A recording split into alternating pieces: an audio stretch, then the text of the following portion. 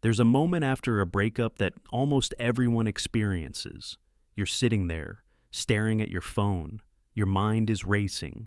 You're wondering what they're doing, who they're talking to, if they're thinking about you. And eventually, the thought pops into your head. Maybe I should just text them. Maybe you want closure. Maybe you want to fix things. Maybe you just want to hear their voice one more time. But before you send that message, you need to understand something. Every time you reach out to your ex too soon, you reopen the wound, and instead of healing, you keep yourself stuck in the same place. This is why people talk about something called the 30-day no contact rule, and if you use it correctly, it can completely change how you recover after a breakup. But most people misunderstand what no contact actually is.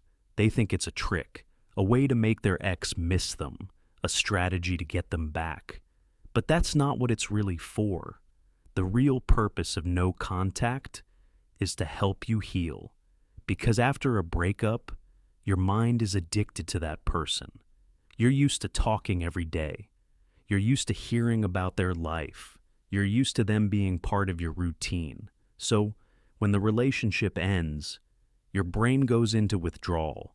That's why you feel the urge to check their social media, why you reread old messages, why you keep wondering if they're thinking about you.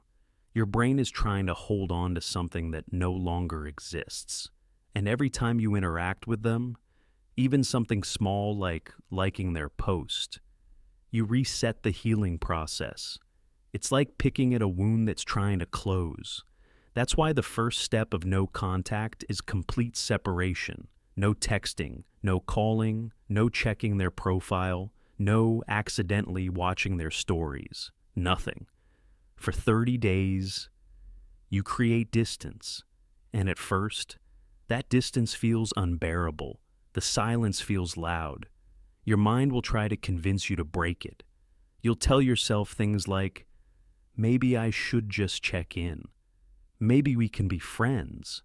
Maybe if I say the right thing, we can fix this. But here's the truth most people eventually learn. If someone wanted to be with you, you wouldn't have to convince them. You wouldn't have to chase them. And you wouldn't have to beg for their attention. One of the biggest mistakes people make after a breakup is breaking no contact too early. Usually it happens during a moment of weakness. Maybe it's late at night. Maybe you saw something that reminded you of them. Maybe you checked their social media and saw they were out having fun. Suddenly, all the progress you made starts disappearing. Your mind begins telling you things like, maybe they miss me too.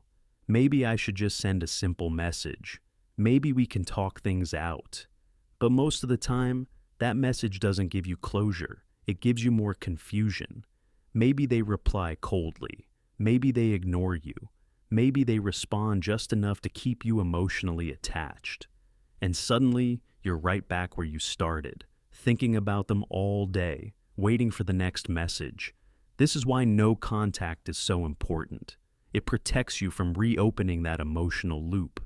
The purpose of those 30 days is to break the emotional dependency, to give your mind time to reset, to remember what life feels like without constantly thinking about them.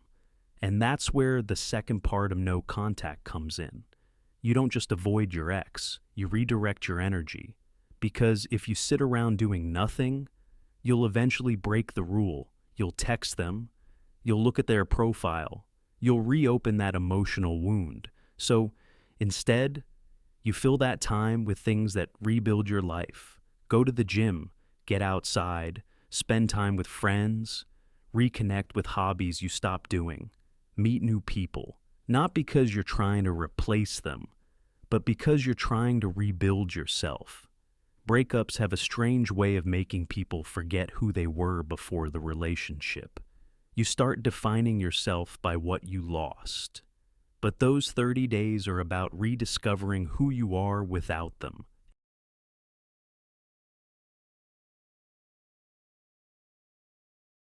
The first week of no contact is usually the hardest. Your brain is still adjusting. You'll think about them constantly.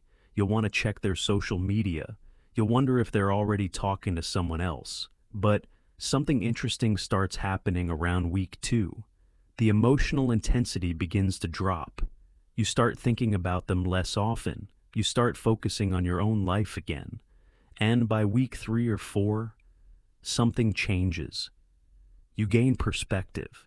You start seeing the relationship more clearly, not just the good parts, but the problems too. And that clarity is what allows people to truly move on. And something interesting starts to happen when you do this. The constant urge to reach out starts to fade. You stop checking your phone as often. You stop replaying old memories in your head. And slowly, the emotional grip they had on you weakens. You begin to realize something. The person you thought you couldn't live without is just another chapter of your life, not the entire story. By the time those 30 days pass, most people feel very different. Some realize they don't want their ex back anymore. Some realize the relationship wasn't as healthy as they thought. And some simply feel free. Free from constantly thinking about someone who is no longer part of their life.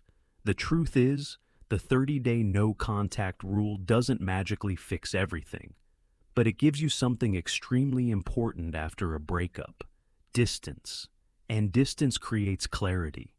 Clarity about the relationship, clarity about yourself, and clarity about what you truly deserve. By the time those 30 days pass, you might feel very different than you expected.